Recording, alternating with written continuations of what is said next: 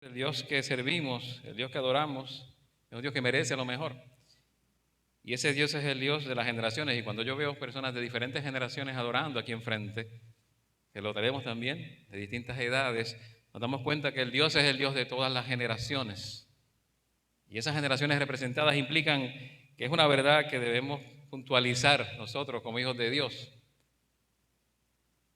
Y Dios dijo en un momento en el Antiguo Testamento, en Éxodo, di a los israelitas, el Señor, el Dios de vuestros padres, el Dios de Abraham, el Dios de Isaac y el Dios de Jacob, me ha enviado a vosotros.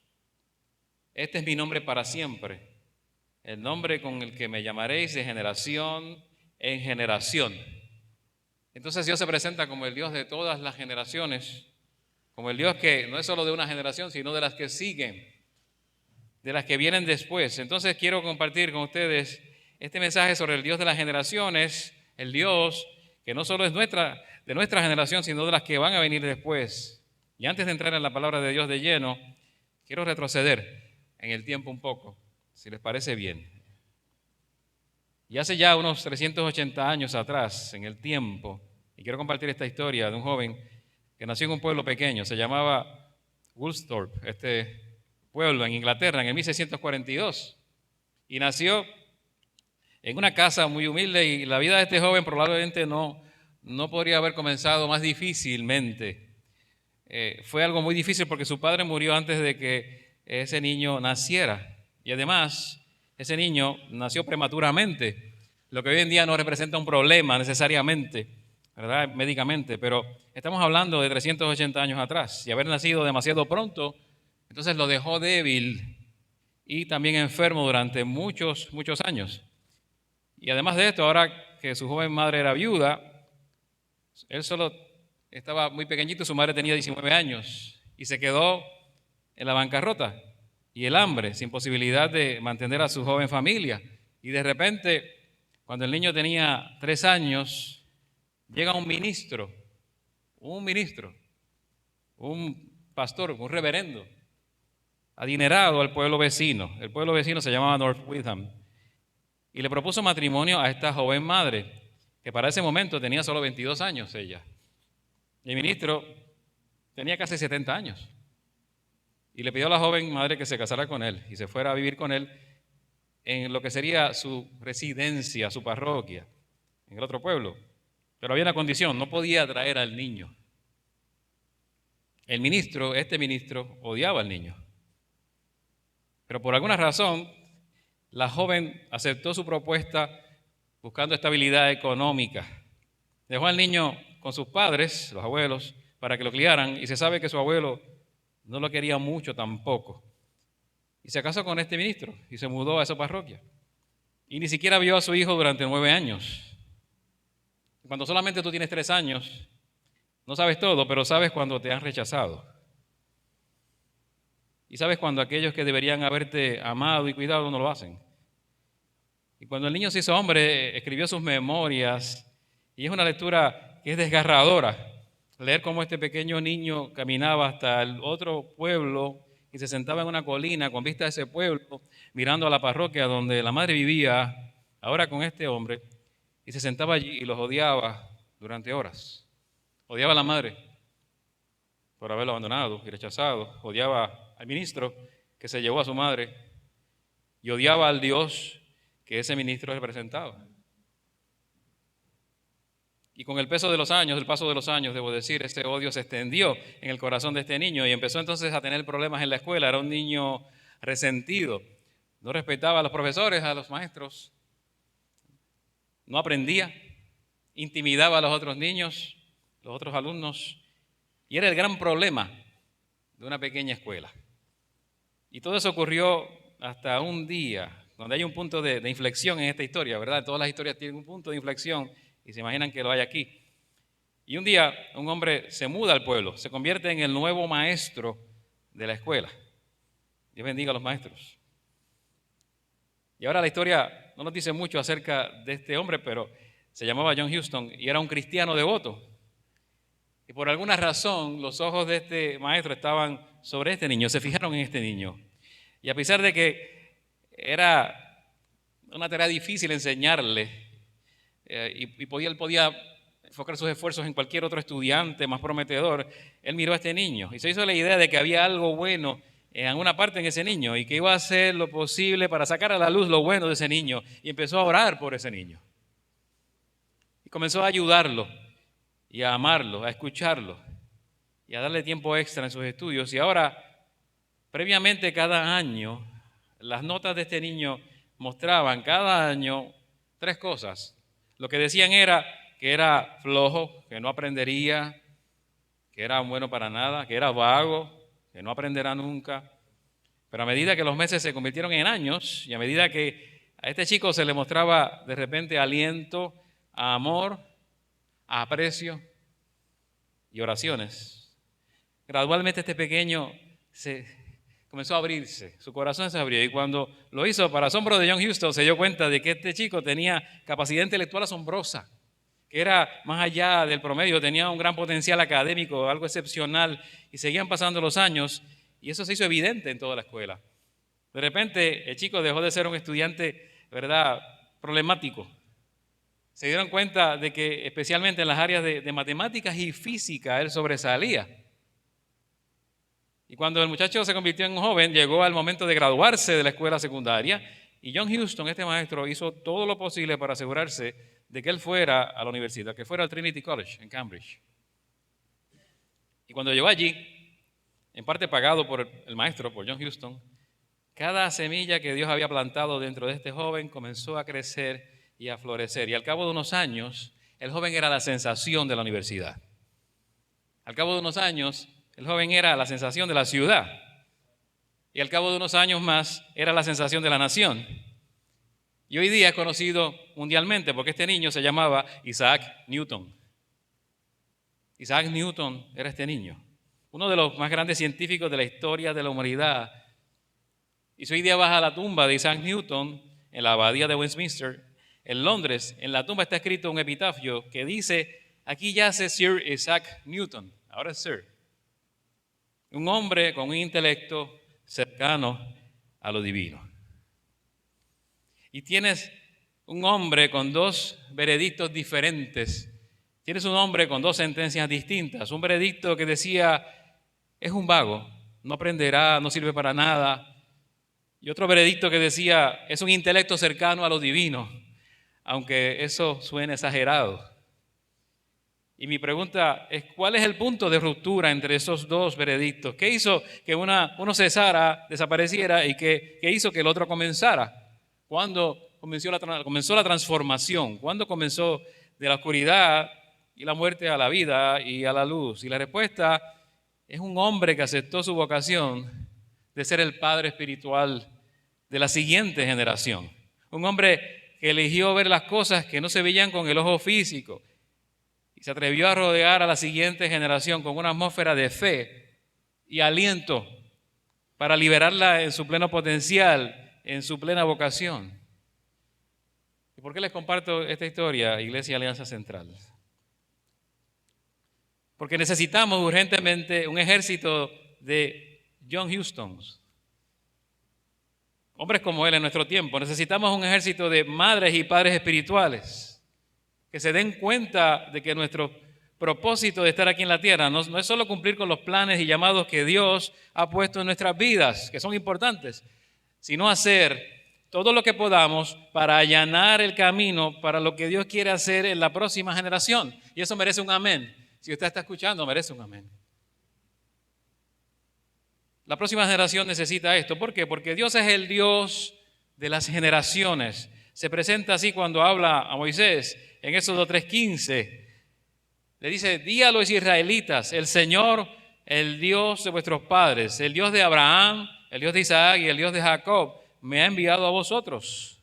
Este es mi nombre para siempre, el nombre con el que me llamaréis de generación en generación. Y hoy día tal vez que podríamos hacer iglesia, o hay algunos haciendo iglesia enfocados en alcanzar a una generación, que es una estrategia, y no es que esté mal. Quizás están enfocados en alcanzar los millennials, quizás enfocados en alcanzar la generación Z, la que sigue. Algunos la X, si se atreven todavía. Pero el asunto es que Si te enfocas solamente en una generación, pierdes a las demás. Si te enfocas en una, digamos en la millennial, pierdes a la X o pierdes a los baby boomers y no alcanzas a la Z. Y así mismo ocurre si te enfocas en cualquiera. La iglesia es multigeneracional porque la iglesia es el plan de Dios, donde todas las generaciones están juntas. La iglesia representa a todas las naciones juntas en el mismo reino de Dios, haciendo todos juntos para la gloria de Dios. Y no hay entonces aquí diferencias. La iglesia es el ensayo de lo que va a pasar en la eternidad. En la eternidad vas a tener gente de toda nación, de toda lengua, de todo pueblo y de toda generación, de todas las generaciones adorando al Dios vivo, al Dios que vive para siempre. Y este es el ensayo que tenemos en la iglesia. Y por eso Dios se presenta como el Dios de Abraham, Isaac y Jacob, no solo refiriéndose a 3 individuos, sino a 3 generaciones. Lo que realmente está diciendo es que soy el Dios de las 3 generaciones. Y si Dios es el Dios de las generaciones, entonces el reino de Dios es el reino de las generaciones. Y como este reino se mueve de una a otra, no debe moverse como una montaña rusa, subiendo y bajando en cada generación. Debe moverse de gloria en gloria y de gloria en gloria, de una generación a otra. Pero eso no sucederá automáticamente. Necesitará ese ejército de gente como este hombre, John Houston. Necesitará gente que se dé cuenta de que uno de nuestros llamados más preciados como cristianos es ser un padre espiritual, una madre espiritual para la próxima generación. Y esto no es una responsabilidad que podamos delegar en otras personas. No podemos delegarla en los gobernantes, no podemos delegarla en líderes escolares solamente, aunque son necesarios y hay muchos que son creyentes. Tiene que ver con nuestra vocación como cristianos, nuestra vocación general como cristianos. Si tienes 20 años o más, deberías estar ya mirando para identificar a alguien más joven que tú vas a influenciar, por quien vas a orar, a quien vas a animar, lo vas a moldear y lo vas a rodearlo de una atmósfera de fe, la fe cristiana. Si tienes más de 20 años, comienza a pensar en eso. Vemos esto en toda la Biblia. Así que si tienes más de 20, ya puedes ir mirando a los de 10 años para influenciarlos. Si tienes 30, a los de 15, a los adolescentes. Si tienes 40, a los de 20. Y si tienes 60, a los de 30. O como en mi caso, si tengo 50, a los de 25. Y es que tenemos que mirar cómo Dios va a bendecir a la generación que sigue. Vemos esta relación entre Moisés y Josué. En el capítulo 33 de Éxodo, como Moisés entra en el tabernáculo y pasa tiempo en la presencia de Dios a final del día, yo creería que a Moisés, siendo el pastor de una de las congregaciones más difíciles de la historia, el pueblo de Israel, muy difícil, le hubiera encantado pasar ese último momento del día a solas con Dios, pero aún así está tan ansioso por la siguiente generación que trae consigo a Josué. Y la mayoría de los eruditos creen que Josué tenía una edad muy temprana en ese momento. Tenía entre 15 a 17 años posiblemente, y Moisés introduce a la siguiente generación a la presencia de Dios. Y al hacerlo está invirtiendo, está sembrando semillas, está haciendo algo que más tarde va a entrar en acción esta nueva generación y va a empezar a florecer en la vida. Y el ministerio de Josué, mucho más tarde, florece de esa manera. Entonces vemos la misma historia, el mismo patrón en la historia de Elí y Samuel, en 1 Samuel 3. El joven Samuel está durmiendo en el templo. Es un niño que ha crecido allí, en el contexto, lo que sería hoy día la iglesia, pero en aquel tiempo en el templo. Y está durmiendo en medio de la noche y Dios lo llama por su nombre, Samuel. Y Samuel, por supuesto, ha oído hablar de Dios, pero aún no conoce a Dios y no había escuchado la voz de Dios, así que no sabe cómo responder. Y se pregunta, ¿qué hago ahora con esto? Esto para mí es nuevo, siento que Dios está llamando mi nombre o alguien me llama, pero ¿cómo respondo? ¿Alguien me llama? ¿Qué hago con esto? Y gracias a Dios había un Elí allí. En el momento que podía decirle a Samuel, desde su propia experiencia, este es Dios llamando tu nombre, no soy yo, es Dios llamándote. Y lo que debes hacer ahora es responder de esta manera, anunciarle que quieres que hable, que te hable. Y la próxima vez que Dios llame, que te llame, vas a responder que quieres escuchar. La próxima vez que Dios llame a lo que es Samuel, que representa a la joven generación, debe haber alguien que le diga, Dios te está llamando. Alguien allí con más experiencia que le diga, es Dios quien te está llamando. Entonces, Samuel supo qué decir y Dios comenzó a hablarle y en ese momento nació uno de los más grandes profetas del Antiguo Testamento. Entonces ese chico crece y se convierte en el mentor de David. Y Samuel será el que rodea a David, más o menos como hizo John Huston con Isaac Newton. Con la confianza de saber que Dios está contigo. Y recuerda que ni siquiera el propio padre de David se preocupó lo suficiente por él como para llevarlo a la audición para convertirse en rey. Lo descartó porque era el menor, como que era insignificante, y lo dejó fuera. Eso hizo el padre. Y hablando de esto, que es un rechazo, posible rechazo, vemos en David que ni siquiera su padre creía en él. Pero Samuel vio algo que no se veía con los ojos humanos. Él vio y lo miró con el corazón y lo rodeó, dedicó su tiempo a ser su mentor, su padre espiritual. El padre espiritual de esta joven generación, de este joven, para que se convirtiera en el rey más grande que jamás haya gobernado en Israel. Y por supuesto tenemos esa historia que no termina ahí, porque de David viene Jesús. Del linaje de David viene Jesús, nuestro Salvador. Y estas historias no están por casualidad. La historia también de Elías y Eliseo. Si recuerdas a Elías, quizás lo primero que viene a tu mente es lo más espectacular que aparece en la Biblia que hizo Elías. Lo más seguro recuerdas lo que ocurrió en el Monte Carmelo, cuando él desafió a los dioses falsos y edifica un altar. Y el fuego bajó del cielo cuando él clamó, quemando el altar que había sido cubierto de agua que se había derramado sobre el altar. Y estaba Dios allí juzgando a los ídolos y mostrando que los dioses falsos no tienen poder alguno porque no podían encender el otro altar construido por los sacerdotes falsos. Y todo Israel postrándose para proclamar al Señor, diciendo, Él es Dios, el Señor es Dios. Eso es lo más espectacular que ves en la vida de Elías. Pero lo más espectacular no siempre es lo más importante. Lo más espectacular no siempre es lo más significativo. Lo más significativo en la vida de Elías no fue ese evento que tiene esa importancia. Lo más significativo que hizo Elías no fue eso. Y aún lo que ocurrió en el altar lo hizo el poder de Dios, no Elías. Lo más importante que hizo Elías fue que cuando pasó junto a un joven llamado Eliseo, le echó encima su manto y lo llamó para que lo siguiera. Porque eso garantizaría, aseguraría que la obra de Dios continuaría, que no terminaría, que había una sucesión, que había una continuidad ahora con Eliseo. Entonces ahora Eliseo iba a estar en el lugar de Elías. Elías se iría, pero las cosas seguirían de gloria en gloria. Y la última oración que Eliseo le pide a Elías es tener una doble porción del Espíritu de Dios sobre su vida. Y cuando leemos en la palabra de Dios, vemos a Elías haciendo 8 milagros significativos y Eliseo haciendo 16 milagros significativos en la Escritura. La doble porción exacta se ve en la Escritura. 16 milagros. El reino de Dios duplicó su impacto en la siguiente generación, porque Elías hizo lo correcto. Entonces, amada iglesia, es muy personal esto con nosotros. El que yo les cuente esto y lo comparto porque tengo mi oración en mi corazón, y es que cuando llegue el final de mi vida, cuando sea el tiempo de Dios, cuando termine mi tiempo en la tierra y sea promovido al cielo, lo que quiero ver antes de cerrar mis ojos, ¿sabes qué sería?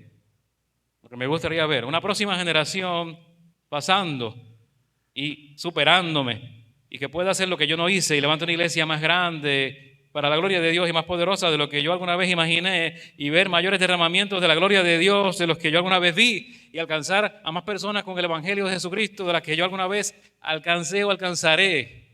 Y entonces, solo entonces, habremos cumplido nuestro objetivo en la tierra.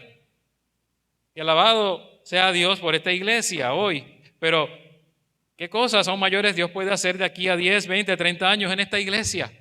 ¿Qué cosas mayores Dios quiere hacer con la nueva generación? ¿Dónde estará de aquí a 30 años? Que eso pasa rápido. Cuando comencé en el pastorado tenía 31 años. 2003. Tengo 52. Van 20 años y yo no lo siento. No siento que haya pasado lentamente. Fue rápido. Rápidamente llegué aquí. Y rápidamente van a llegar 20 años más y 30. Entonces, la generación que está aquí, la nueva generación, es la que Dios va a usar para otras cosas más grandes. Y esa es mi oración. Pero para que eso ocurra es necesario que todos aceptemos nuestra vocación de ¿qué? De ser como Elí, de ser como Elías, de ser como Samuel, de ser padres y madres espirituales, que facilitemos ese proceso, porque es necesario que facilitemos esto, que lo promovamos, porque la generación joven es una generación como el grano de mostaza. Dice la Biblia que el grano de mostaza es una semilla, ¿verdad?, que cae, dice en Marcos, capítulo 4, versículo 31. El reino es semejante a una semilla de mostaza. El reino es eso, es la más pequeña de todas las semillas de la tierra, pero cuando se planta, crece y se convierte en la más grande de todas las plantas del jardín, con ramas tan grandes que los pájaros pueden posarse a su sombra. Y eso es exactamente como Isaac, vemos como Isaac Newton, una pequeña persona, insignificante en aquel momento, sin posibilidades de dar algo bueno, como una semilla pequeña, cuando es mirada de otra manera y cuando vemos el potencial explosivo que estaba enterrado dentro de esta insignificante semilla. Lo que es necesario simplemente para que esa semilla pequeña dé ese fruto es que aunque la veamos insignificante en ese estado, que podamos ver el enorme árbol que puede surgir de esa semilla, y se necesita a alguien que la plante y la cuide. Y cuando se planta, entonces crece. Y sin embargo, cuando se planta, crece, pero alguien la está cuidando, alguien está en ese proceso. Las semillas no se plantan solas, las semillas no crecen solas, necesitan quien las cuide. Y nosotros tenemos ese llamado como padres y madres espirituales con esa generación que se levanta. Necesitamos tomar la posición correcta y hacer todo lo que podamos para rodear esa generación con una atmósfera de fe y promover esa sucesión. Un pastor hablara acerca de cómo su esposa vino al Señor. Ella era parte de una iglesia en Suecia, creció allí, creció en la iglesia en Suecia. Cuando llegó a la adolescencia, se alejó un poco de Dios, pero seguía yendo a la iglesia. Y se juntó con algunas chicas, con algunas amigas, que no les importaba mucho escuchar de Dios, pero que estaban obligadas por los padres a ir a la iglesia. Así que tenía unos 14 años y cada domingo lo que hacía era que se sentaba en la parte de atrás de la iglesia con sus amigas, mascando chicle y riéndose del predicador, y no le importaba nada de lo que se decía en absoluto. Allá atrás estaba. Pero un día, cuando llega al lobby o al vestíbulo de la iglesia, estaba allí de pie esperando a sus amigas que entraran al fondo del auditorio de la iglesia, y una anciana de la iglesia se le acercó. Y esta anciana puso sus manos ya viejas, pero manos que oraban, sobre esta joven, sobre la niña de 14 años, que un día se convertiría en la esposa de este pastor. Y la miró con ojos amorosos y le dijo: María, el Señor te guiará continuamente, te dará fuerza en medio del desierto, y serás como un árbol fructífero que ni siquiera en las estaciones de desierto y de calor dejará de dar fruto. Citando una promesa de Isaías en la Biblia. Y esas palabras llegaron directamente al corazón de esta niña de 14 años. Y en ese momento supo y sintió el amor de Dios y el llamado de Dios. Y ese fue el momento en el que su vida cambió. Y este pastor dice: siempre estaré agradecido de esa anciana que no se acercó a la niña de 14 años y se quejó de su indiferencia, que no se acercó a la niña y no le dijo que su actitud era tibia por las cosas de Dios, y no le dijo que debería estar con otra actitud, no mascando chicle en la iglesia o algo por el estilo. En lugar de esto, era todo amor para ella, era un corazón de madre para ella, era un corazón que oraba por ella, y ese fue el punto de inflexión en la vida de esta niña. Y sea cual sea el problema, dice este pastor, que ellos hayan enfrentado en sus vidas como matrimonio, sea cual sea la tormenta que hayan atravesado desde entonces, la palabra que ha surgido continuamente en el corazón de la esposa de este pastor es esa misma promesa: el Señor nos guiará continuamente, Él nunca nos dejará, nunca nos abandonará. Amén a eso y amén. Porque el Señor tampoco te abandonará. Yo creo que necesitamos eso, necesitamos un ejército entero, una iglesia entera, llena de esa clase de gente con esa actitud de amor. Y solo quiero terminar con una historia más de la palabra de Dios, y me gusta mucho, y ustedes la conocen muy bien. Y es la historia de Lucas, sobre cómo Dios llama a una adolescente llamada María, que probablemente tenía una edad muy temprana. Algunos creen que 13, 15 años, se dicen muchas cosas, pero imagina, el Evangelio de Jesús comienza con Dios pidiendo ayuda, pidiendo entrega a un adolescente. Y dice así: en el 6º mes del embarazo de Isabel, Dios envió el ángel Gabriel a Nazaret, ciudad de Galilea. ¿A quién?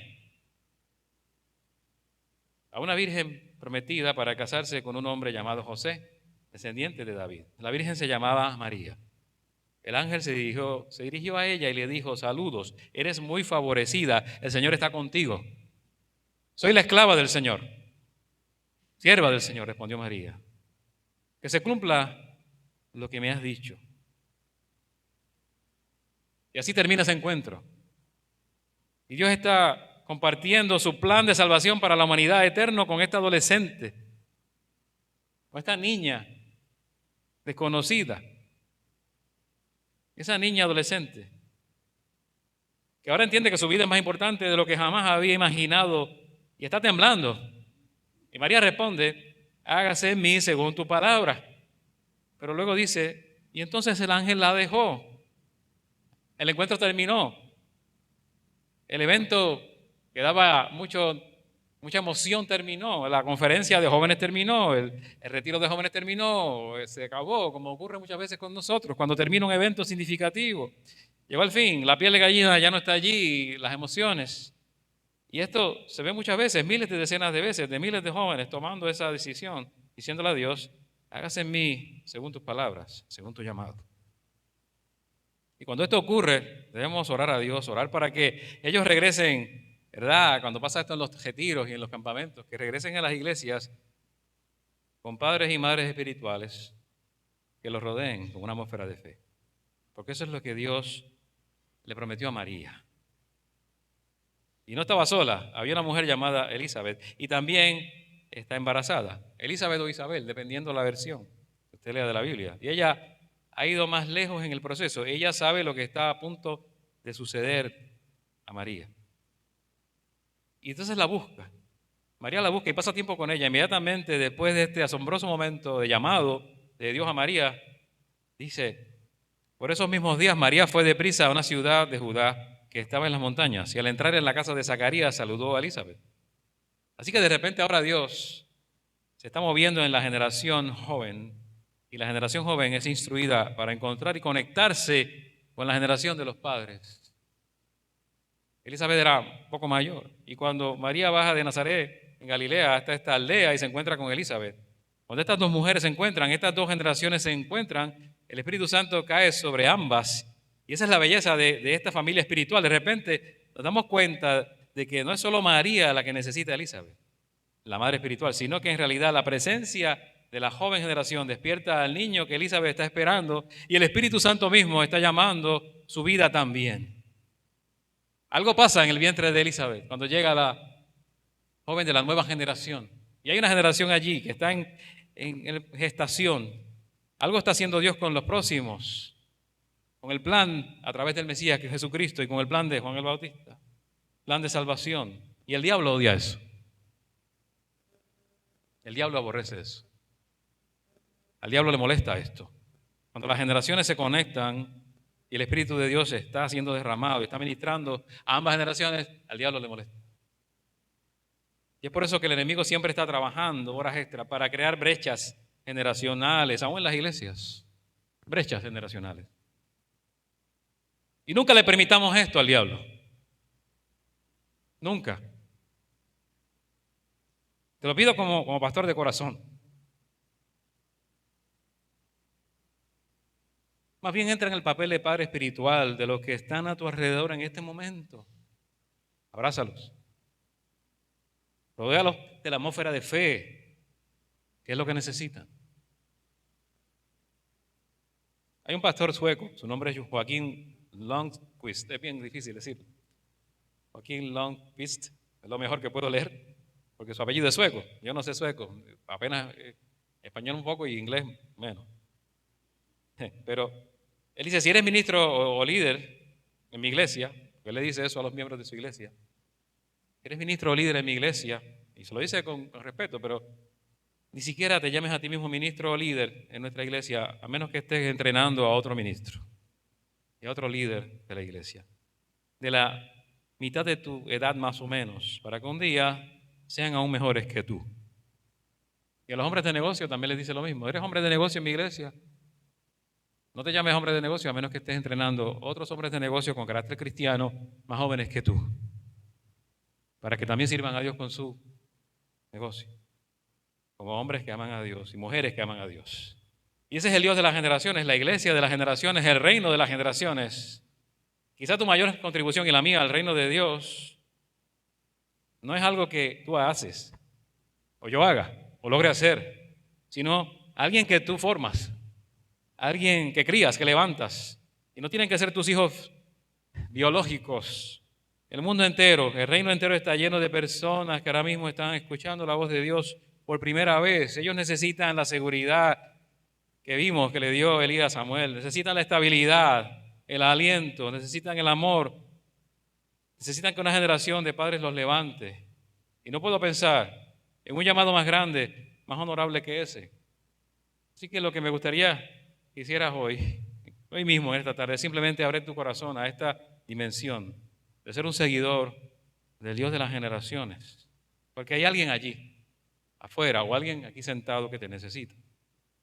Y si estudias seriamente la historia de la iglesia, ¿sabes qué vas a encontrar? Uno de los elementos trágicos de la historia de la iglesia, incluso en los últimos 200 años, cuando Dios ha estado haciendo una obra asombrosa en el mundo, es que la mayoría de esos movimientos han sido movimientos de una generación. Y parece que algo ha llegado y luego en la siguiente generación ha decaído. Y después, en una tercera generación, algo nuevo comienza. Y así sucesivamente. Y debemos orar. Es tiempo de que la iglesia de Dios conecte generaciones y vea el reino de Dios moverse de gloria en todas las generaciones. No de una a la tercera, sino una segunda y tercera. Que eso se pueda ver. Necesitamos abrir el corazón, permitir que Dios nos dé un corazón de padre, un corazón de madre espiritual.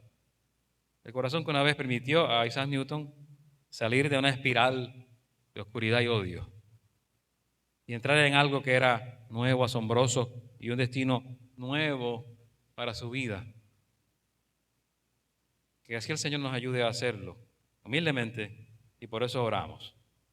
Padre, hoy te damos las gracias, te agradecemos que nos manifiestes y nos presentes que eres verdaderamente el Dios de las generaciones. Y en un tiempo y una época en la que la brecha generacional es tan amplia y grande, te pedimos, Señor, en el nombre de Jesús, que nos des corazones sensibles, corazones llenos de amor, corazones de padres y madres espirituales, para conectar generaciones para tu gloria. Que no las desconectemos, sino que las conectemos contigo para tu gloria.